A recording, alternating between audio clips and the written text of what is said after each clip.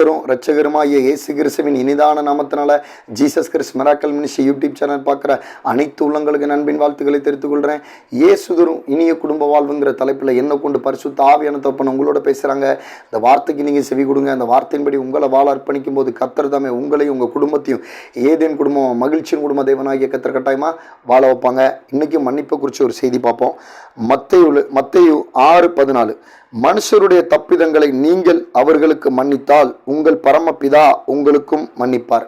இதை ஏசப்பாவே என்ன சொல்கிறாங்க, இந்த வசனத்தில் சொல்கிறாங்க. இந்த மத்தேயுல ஏசப்பா சொல்கிற விஷயந்தான் இது. அதனால் ஏசப்பா இன்னைக்கு இந்த வசனத்தை என் மூலிமா உங்களை பார்த்து சொல்கிறாங்க. மனுஷருடையனா எல்லா மனுஷரும் தான், தாய் தப்பன் கணவர் மனைவி பிள்ளைங்க எல்லா மனுஷருடைய தப்பிதங்களை அவர்களுக்கு நீங்கள் மன்னித்தால், அப்போ நீங்கள் எந்த மனுஷங்க உங்களுக்கு பாவம் அக்கிரமம் இந்த ஏதாவது தவறுகள் ஏதாவது உங்களை ஏமாத்திருந்தாலும் என்ன செய்யணும், நீங்கள் மன்னிக்கணும்னு வேத வசனம் சொல்லுது. மன்னித்தால் உங்கள் பரமபிதா உங்கள் தப்பிதங்களை மன்னிப்பார். அப்போ நீங்கள் மற்ற மனுஷங்க எல்லா மனுஷங்களுக்கும் ஏழை எளியவர்கள் கஷ்டப்பட்டவங்க எல்லா மனுஷங்களையும் நீங்கள் மன்னிச்சா தான் பரமபிதா உங்களுடைய தப்புகளை மன்னிப்பாருன்னு தெளிவாக போட்டிருக்கு. அப்போ நம்ம ஒரு பக்கம் மன்னிச்சா தான் நம்ம என்ன செய்வோம், ஆண்டவராகிய பிதாவாகிய பிதாவாகியதனோட மன்னிப்பை நம்ம என்ன செய்ய முடியும், பெற்றுக்கொள்ள முடியும். நம்ம மற்றவங்களை ஒருத்தவங்களை மன்னிக்காமலே நம்ம வைராக்கியமும் நிந்தையும் நம்மளுக்குள்ளே வச்சுக்கிட்டே இருந்தோம்னா, வைராக்கியமும் அது என்ன சொல்கிறது ஒரு விதமான ஒரு ஜெயிஞ்சாண்டிக்காக அந்த வைராக்கியத்தை வச்சுக்கிட்டு அந்த மாதிரி நம்ம மனசுக்குள்ள ஒரு கட்டுக்கு வச்சுக்கிட்டு இருந்தோம்னா நம்ம பரலோகம் போகிறது அதுக்கும் ஒரு தடையாக இருக்கும். ஏன்னா வசனம் தெளிவாக ஏசப்பா சொல்கிறாங்க, நீங்கள் மன்னிச்சா தான் பரமபிதா மன்னிப்பாங்க. அப்போ நீங்கள் மற்றவங்களை மன்னிக்காமல் இருந்து நம்ம கிறிஸ்தவ வாழ்க்கை நான் பைபிள் வாசிக்க ஜோம் பண்ணி இந்த மாதிரி இருந்தால் நான் பரலோகத்துக்கு போயிடுவேன் அப்படின்னா அது கூட ஒரு விதமான கஷ்டம்தான். ஏன்னா நீங்கள் மற்றவங்களோட குற்றத்தை மன்னிச்சா தான் நீங்கள் பரலோகத்துக்கு போகிறதுக்கு அதுக்கும் ஒரு வழி இருக்குது. அப்போ நீங்கள் என்ன செய்யணும், மற்றவங்க குற்றத்தை நீங்கள் என்ன செய்யணும், மன்னிச்சு பழகணும், அதை மறக்கணும். அதான் மற்றபடி நீங்கள் மன்னிச்சு மறந்துட்டீங்கன்னா அவங்க பண்ணுறதுக்கு அக்கிரமத்துக்கு அநியாயத்துக்கு ஆண்டவராக இயேசு கிறிஸ்து என்ன செய்வாங்க, அதுக்கு அவங்க நியாயம் தீர்ப்பாங்க ஆண்டவர். சரியா? இப்போ பார்த்தீங்கன்னா லூக்கா படித்து பார்த்தீங்கன்னா அதில் ஏசப்பா ஒரு ஊமையை சொல்லியிருப்பாங்க. என்ன சொல்கிறதுனா, 2 குமாரர் இருப்பாங்க. ஒரு தகப்பனுக்கு இளைய குமாரன் மூத்த குமாரன். ரெண்டாவது அந்த தகப்பனார் வந்து நல்ல ஒரு வசதியாக பணக்காரர் அந்த இடத்துல இருக்கக்கூடிய ஒரு ராஜா இருக்கக்கூடிய ஒரு போஸ்டிங்கில் இருக்கக்கூடிய ஒரு பெரிய பணக்காரர். அவருக்கு அந்த 2 பையங்க. அதில் வந்து எல்லாமே 2 பசங்களும் ஒன்றா தான் இருப்பாங்க. இளையகுமாரன் என்ன பண்ணுவான், நீ என் சொத்தை பிரித்து தந்துருப்பா, நான் தனியாக போகிறேன், நான் தனியாக என் லைஃப்பை பார்த்துக்கிட்டேன்னு சொல்லி என்ன செய்வான், சண்டை போட்டு அவங்க அப்பாட்ட சத்தம் போட்டு அவனோட சொத்தை பிரிச்சுட்டு என்ன செஞ்சிருவான், போயிடுவான். போய் பார்த்தீங்கன்னா என்ன செய்வானா, என்ன சொல்கிறது வேசிகள்கிட்டையும் இந்த மாதிரி என்ன சொல்கிறது மதுபானத்துக்கும் அந்த பணத்தை செலவழித்து எல்லாத்தையும் தீர்த்துருவான். கெட்ட ஃப்ரெண்ட்ஸுங்க கூடலாம் சேர்ந்து மதுபானம் அடிக்கையும் வேசித்தனமான காரியங்கள் செஞ்சு என்ன செஞ்சிருவான், அவ்வளோ சொத்தையும் அழிச்சிருவான். அழித்து கடைசியில் பார்த்தா சாப்பிட்றது கூட வழி இல்லாமல் பண்ணி திங்கக்கூடிய தகுடை தின்பான். திங்கும்போது தான் என்ன செய்வான், தகப்பன் வீட்டில் அவர் பெரிய ஒரு ராஜா ஒரு அந்தஸ்தாக இருக்கக்கூடிய அந்த தகப்பன் வீட்டில் அந்த வேலைக்காரங்க சாப்பிட்ற சாப்பாடே அவ்வளோ ஒரு விலையுறந்த சாப்பாடு சாப்பிட்றாங்க. அப்போ அந்த ராஜாவாக இருக்கக்கூடிய அந்த தகப்பனாரோட பையன் சாப்பிட்றது பண்ணி திங்கக்கூடிய தகுடு. அந்த தகுடை கூட அந்த முதலாளி அவனுக்கு கொடுக்க விடாமாக்கிறோம். அப்போனா இதை நினச்சி வருந்தி அதை உணர்ந்து தகப்பன்ட்டே போவோம் திரும்பி அப்படின்னு தகப்பன் பக்கம் என்ன செய்வான், திரும்பி போவான் இளையகுமாரன். அப்போ அந்த தகப்பை என்ன பண்ணுவார், அந்த இதில் கிறிஸ்தவங்க அறியாதவங்களும் இருக்கிறீங்க, இது உண்மையிலே பைபிளில் இருக்க ஒரு சாப்டர் லூக்காவில் சொல்லப்பட்டிருக்கு. ஏசப்பா சொன்ன ஒரு ஊமை.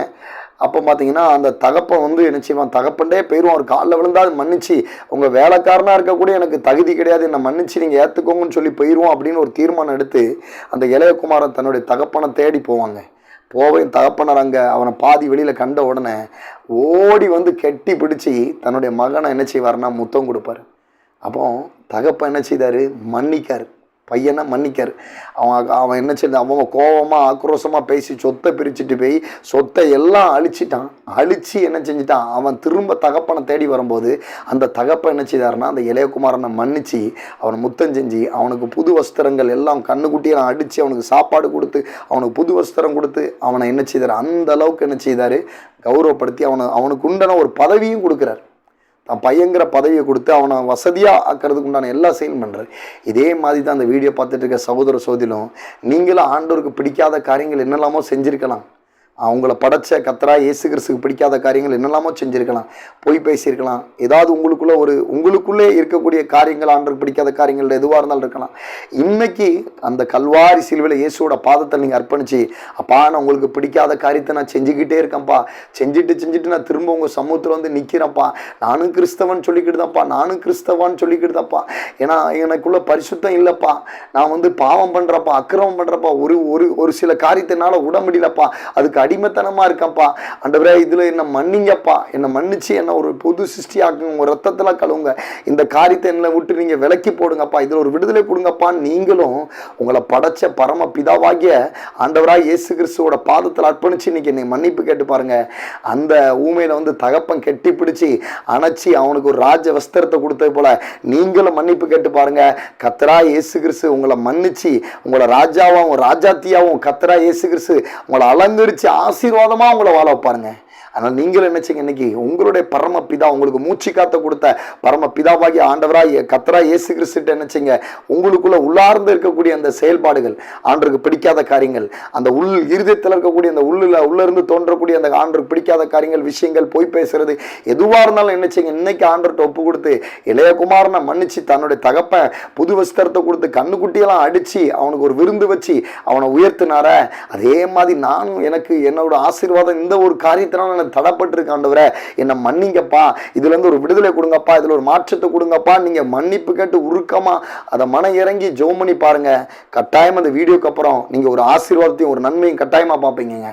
இது இயேசு கிறிஸ்துவின் நாமத்தெல்லாம் உங்களுக்கு தெரிவிக்கிறேன். இதே மாதிரி பார்த்தீங்கன்னா இன்னொரு உண்மையான சாட்சி சொல்றேன்.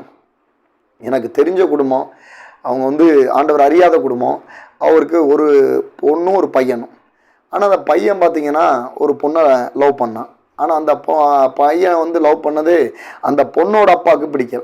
பொண்ணோட அப்பா என்ன செஞ்சார், என் பொண்ணை வந்து உங்கள் பையனை கொடுக்க மாட்டேன், என் பொண்ணு பின்னாடி உங்கள் பையன் சுற்றுறான், அதனால் வந்து நீங்கள் இதை தவிருங்க அப்படின்னு சொல்லி அவங்க அப்பாட்ட என்ன சொன்னார், பையனோட அப்பாட்ட பொண்ணோட அப்பா சொன்னார்.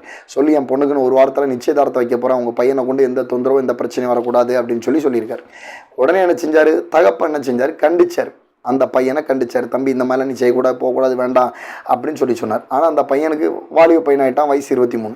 இவருக்கு கிட்டத்தட்ட ஒரு 50-54 வயசுக்கிட்ட இருக்கும். அப்போ பார்த்தீங்கன்னா அவர் கண்டிக்கும் போது இந்த பையன் என்ன செஞ்சுருக்கான், அவர் சொல்கிறத கேட்காம ஆக்ரோஷமாகி பெத்த தகப்பனை சேரில் கெட்டி வச்சு என்ன செஞ்சுட்டான், அடின்னு அடிச்சிட்டாங்க. அடித்து மண்டையெல்லாம் உடஞ்சி ரத்தம். இது உண்மையிலே நடந்த உண்மையான சம்பவம். அடித்து ரத்த கோரத்தில் இருக்கார். அந்த வலி வேதனை தாங்க முடியாமல் வெளியில் சொன்னால் அசிங்கம், தன்னுடைய பையனே அப்படி அடித்து ரத்த கோர வரைகளுக்கு நம்மளை கெட்டி வச்சு அடிச்சிட்டானே அப்படின்னு அந்த அவருடைய தகப்பனோட உள்ள எவ்வளோ உடஞ்சிருக்கும், எவ்வளோ வருத்தப்பட்டிருக்கும் யோசிச்சு பாருங்க. அந்த வருத்தப்பட்ட அந்த வேதனையோடு என்ன பண்ணிட்டாரு, போலீஸில் தகவல் கொடுத்து போலீஸ் பிடிச்சி கூட்டிகிட்டு போச்சுட்டார். இதே மாதிரி தான் வீடியோ பார்த்துட்டு இருக்க சகோதர சகோதரிகளும் பாவத்தில் அக்கிரமத்தில் அநியாயத்தில் இருந்த உங்களை கர்த்தராகிய இயேசு கிறிஸ்து மன்னிச்சு அவர் இரத்தத்தினால கழுவி உங்களை பரிசுத்தப்படுத்தி உங்களை வாழ வச்சு அழகு பார்த்துக்கிட்டு இருக்கார. அவருக்கு பிடிக்காத காரியங்கள் உங்கள் வாழ்க்கையில் எவ்வளோ இருக்கும் யோசிச்சு பாருங்கள். அதெல்லாம் நீங்கள் ஆண்டவர்கிட்ட இன்றைக்கி ஒப்புரவாகி இன்றைக்கி மன்னிப்பு கேட்டு பாருங்க. மன்னிக்க அவர் சுத்தமாக இருக்கார். ஏன்னா உங்களை பரிசுத்தப்படுத்தி உங்களை அவர் இரத்தத்தினால கழுவி உங்களை பாதுகாத்து உங்களை நித்தம் நடத்துகிறாரு. அப்படிப்பட்ட அவரோட உள்ளம் காயப்படுற மாதிரி நம்ம நடக்கலாமா? யோசிச்சு பாருங்க. அந்த அப்பா பிதாவின்னு கூப்பிடக்கூடிய ஒரு முப்பெரும் பாக்கியத்தை உங்களுக்கு கொடுத்துருக்காரு. அப்படிப்பட்ட தகப்பனோட உள்ளம் காயப்படுற அளவுக்கு நீங்கள் நடக்கிறீங்களா? கண்டிப்பாக உங்களை சோதிச்சு பாருங்கள். சோதிச்சு பார்த்தா அந்த தகப்பனுக்கோட இருதயத்துக்கு உங்களோட இருதயம் என்னது, ஒரே இருதயமாக இருக்க மாதிரி நீங்கள் வாழறதுக்கு உங்களை அர்ப்பணிங்க. ஏன்னா தாவீது வந்து கர்த்தரோட இருதயத்துக்கு ஏற்றவன் கர்த்தரே வாக்கு கொடுக்குறாங்க. அதேமாதிரி உங்களோட இருதயமும் என்னோட இருதயம் இந்த பையனோட இந்த மகனோட இணைஞ்சி போய் இருக்குது. என் இருதயத்தோட அவங்க இருதயம் இணைஞ்சிருக்குன்னு கர்த்தர் உங்களை குறித்து சொல்லுங்க. அந்த மாதிரி நீங்கள் என்ன செய்யுங்க, இன்றைக்கி ஆண்டவர்கிட்ட ஒப்பு கொடுத்து மன்னிப்பு கேட்டு பாருங்கள். கட்டாயமாக ஆண்டவர் என்ன செய்வார், ஆண்டவரோட உள்ளம் காயப்படுற மாதிரி நீங்களாக இருந்தாலும் நானாக இருந்தாலும் வாழ்ந்துகிட்டு இருக்கலாம். ஆனால் ஆண்டவர்கிட்ட மன்னிப்பு கேட்டு ஒப்புரவும் போது கட்டாயமாக ஆண்டவர் உங்களுக்கு இன்னும் உங்களை மன்னிச்சு என்ன செய்வாங்க, அவர் ரத்தத்தெல்லாம் கழுவி உங்களை ஒரு புது சிருஷ்டியாக, புது மனுஷனாக, புது ஆசீர்வாதத்தோட, புது நன்மைகளோட கர்த்தர் என்ன செய்வாங்க, உங்களை வாழ வைப்பாங்க. ஆண்டவருக்கு பிடிக்காது பாவம், இது அக்கிரமம், இதை பார்க்க மாட்டேன், இந்த காரியத்தை செய்ய மாட்டேன்னு ஒரு ஒப்புரவாங்க. இன்றைக்கி மன்னிப்பு கேட்டு ஒப்புரவாங்க. ஆண்டவர் கண்டிப்பாக என்ன செய்வாங்க, உங்களை ஆசீர்வதிப்பாங்க. அதே மாதிரி பார்த்தீங்கன்னா அந்த தகப்பன் கம்ப்ளைண்ட் பண்ணி கொடுத்துட்டு வந்துட்டார் பெத்த தாய்க்கு. ஆனால் அந்த பையனை அடின்னு போட்டு போலீஸில் அடிக்க ஆரம்பிச்சிட்டாங்க. ஆனால் அந்த பெத்த தாய்க்கு கேட்டுட்டு இருக்க முடியல. தயவுசெய்து என் பையனை போய் நீங்கள் போலீஸ் ஸ்டேஷன் வந்து கூட்டிகிட்டு வாங்கன்னு அந்த அம்மா அறிக்கையிட்டு அவங்க கணவர்கிட்ட சொல்லி அழுதும்போது அதான் தகப்பனோட உள்ளம் அப்படி கசஞ்சி மனைவி அழுத யோசித்து அவர் மண்டையில் உடஞ்சி ரத்தம் வந்துட்டு இருக்கு. அதை கூட பொருட்படுத்தாமல் அவரே போய் போலீஸ் ஸ்டேஷனில் போய் என் பையன் மேலே கொடுத்த கம்ப்ளைண்ட்டை நான் வாபஸ் வாங்குறேன், என் பையனை விட்டுருங்க அப்படின்னாரு. விட்டுருங்கன்னு சொல்லி என்ன செஞ்சார், அவரை அந்த பையனை மன்னிச்சு அவனுக்கு ஆண்டவர் கிருபையால் அவனுக்கு ஒரு வேலைக்கு போய் அவனுக்கு உண்டான தேவையெல்லாம் சந்தித்து அவனுக்கு ஒரு திருமணமும் பண்ணி வச்சு வேற ஒரு பொண்ணோட நல்ல மாதிரி ஜாமன் மண்டபம் பார்த்து நல்ல ஒரு திருமணம் பண்ணி வச்சு அவனை ஒரு குடித்தனமாக்கியிருக்காருங்க. இது தாங்க தகப்பனோட வேலை. தகப்பன் வந்து மன்னிக்கக்கூடியவருங்க. எந்த தகப்பனையும் நீங்கள் வெறுக்கீங்களா, அந்த வீடியோ பார்த்துட்டு இருக்க சகோதர சகோதரிகள், அந்த தகப்பனை நினச்சிங்க நீங்கள் வந்து அவரோட அன்பு உங்களுக்காண்டி எத்தனையோ அரிசி மூட்டைகளையோ எத்தனையோ வண்டிகளை ஓட்டியோ எத்தனையோ ஆஃபீஸில் இரவும் பகலும் தூங்காமல் கண் விழிச்சு என்ன செஞ்சுருக்காங்க, உங்களை படிக்க வச்சுருக்காங்க, உங்களை ஆளாக்கியிருக்காங்க, உருவாக்கியிருக்காங்க. அப்போ அப்படிப்பட்ட தகப்பனை நினச்சி கூட திட்டணும் கூட நினைக்காதீங்க. ஏன்னா அந்த பையன் இப்படி அடிச்சிட்டான், எனக்குலாம் ரொம்ப கஷ்டமாக இருந்தது. ஆனால் கடைசியில் என்ன செஞ்சார், அந்த தகப்பன் எல்லாத்தையும் மன்னிச்சு அவனுக்கு ஒரு வேலை ஸ்தானத்துக்கு உண்டான காரியத்தை நியமித்து அவனுக்கு கல்யாணங்கிற ஒரு பொண்ணை நியமித்து நல்ல மாதிரி ஒரு லைஃப்பை அமைச்சு கொடுத்துருக்காருங்க. இதுதான் தகப்பனோட வேலை. இதே மாதிரி நீங்களும் உங்கள் சொந்த பந்தம் தாய்கிட்ட இந்த மாதிரி நடந்துக்கிட்டீங்களா, தகப்பன்கிட்ட நடந்துக்கிட்டீங்களா, அண்ணன் தம்பிக்கிட்ட நடக்கிறீங்களா அப்படின்னு நினச்சிங்க. அவங்க வந்து உங்களை மன்னிக்க சித்தமாக இருக்காங்க. நான் இந்த மாதிரி இந்த தவறை பண்ண மாட்டேன் வைக்க மாட்டேன்னு ஒப்புரவு இல்லாட்டினாலும் நினச்சிங்க, நீங்கள் அவங்கள மன்னிச்சு பாருங்கள், ஆண்டவர் உங்களை ஆசீர்வதிப்பார். அதே மாதிரி தான் ஆண்டவராக இயேசு கிறிஸ்து என்ன செய்வார், நீங்கள் மன்னிப்பு கேட்கும்போது அந்த தகப்பன் இந்த உலக பிரகாரமான ஆசீர்வாதத்தை கொடுத்து அவனுக்கு ஒரு கல்யாணமும் அவனுக்கு ஒரு வேலையும் இது ரெடி பண்ணி கொடுத்து அவனை ஆசீர்வாதம் நல்ல ஒரு செழிப்பாக அந்த பையனுக்கு ஒரு வாழ்க்கையை ரெடி பண்ணி கொடுத்துருக்காரு. அப்போ நீங்கள் உங்கள் தகப்பனாகிய ஆண்டவராகிய கர்த்தராகிய இயேசு கிறிஸ்துவோட இருதயத்தோடு நீங்கள் இணைஞ்சி மன்னிப்பு கேட்கும்போது உங்களை உலக பிரகாரமான ஆசீர்வாதத்தையும் ஆண்டவராகிய இயேசு கிறிஸ்து கொடுப்பாங்க.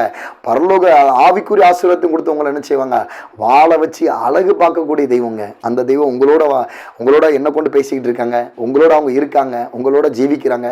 ஆண்டவர் அறியாத பிள்ளைங்க கூட என்ன செய்யுங்க, ஆண்டவரே நான் இந்த தப்பு பண்ணிட்டேன் வச்சுட்டு என்ன மன்னிங்கன்னு ஆண்டவர்கிட்ட மன்னிப்பு கேட்டு பாருங்க. உங்கள் சொந்த பந்தத்திட்டையும் மன்னிப்பு கேளுங்க. அதனால் முதல்ல நீங்கள் பேசுனது, நீங்கள் மற்றவங்களை அடித்தது, அவங்களுக்கு காயப்பட்டிருக்காங்களா, முதல்ல அவங்ககிட்ட மன்னிப்பு கேட்டு உங்கள் மன்னிப்பு ஏற்றுக்கிட்டாலும் மன்னிச்சிருங்க. தயவுசெய்து அவங்கள்ட்ட மன்னிப்பு கேட்டு ஆண்டவர்கிட்டையும் மன்னிப்பு கேளுங்க. மன்னிப்பு கேட்கும்போது கட்டாயமாக அவங்களோட அந்த மன்னிப்பை ஆண்டவர் மன்னிச்சிருப்பாங்க, அந்த பாதிக்கப்பட்டவங்க மன்னிச்சிருவாங்க. அதுக்கப்புறம் மன்னிச்சதுக்கப்புறம் உங்களுக்கு ஒரு ஆசீர்வாதத்தின் நன்மைகளும் கிடைக்குங்க. ஆனால் யாராக இருந்தாலும் மன்னிக்கிறது அந்த காலத்தில் சொல்லுவாங்க, இந்துக்களில் தான் சொல்லுவாங்க, மன்னிக்கிறது வந்து அதாவது என்ன, ஒருத்தங்களை மன்னிச்சு அவங்கள வந்து மன்னிச்சு அதை மறந்துட்டாங்கன்னா அது ஆண்டவருக்கு சமம் அந்த மன்னிக்கிறது அப்படிம்பாங்க. ஆனால் அந்த காலத்தில் நான் கேள்விப்பட்டிருக்கேன். ஆனால் வந்து இப்போ நீங்கள் மன்னிக்கிறது வந்து நீங்கள் மன்னிச்சிங்கன்னா ஆண்டவர் வந்து என்ன செய்வாங்கன்னா, மன்னிக்கிற பிள்ளைங்களை சரி என் பிள்ளை மன்னிச்சிருக்கான்னு சொல்லி உங்களுக்கு என்ன செய்வாங்க, நன்மைகளே ஆசீர்வாதத்தையும் கொடுப்பாங்க. ஆனால் நீங்கள் இந்த வசனம் இன்றைக்கி நான் சொன்ன அந்த சாட்சியெல்லாம் உங்களுக்கு புரிஞ்சிருக்குன்னு விசுவாசிக்கிறேன். ஆனால் எந்த தாய் தப்பனுக்கு மட்டும் இந்த தம்பி பண்ண மாதிரி காரியத்தை கனவுல கூட செஞ்சிடாதீங்க. ஏன்னா தாய் தப்பனுக்கு அப்படி பண்ணுறது சாபத்தை கொண்டு விடும். ஆனால் அந்த காரியத்தை செய்யாதீங்க. மன்னிப்பு கேட்டு என்ன செய்யுங்க, ஒப்புரவாய் குடும்பத்தோட சந்தோஷமாக மகிழ்ச்சியாக ஆண்டவராக இயேசு கிறிஸ்துக்குள்ளே நீங்கள் வாழுங்க. கர்த்தர் தான் இந்த வார்த்தையின் மூலிமா உங்களோட கூட பேசியிருப்பாங்கன்னு விசுவாசிக்கிறேன். நீங்கள் கர்த்தரால் ஆசீர்வதிக்கப்பட்ட தேவ ஜனங்கள். கர்த்தரோட கிருபை உங்களோட கூட இருப்பதாக.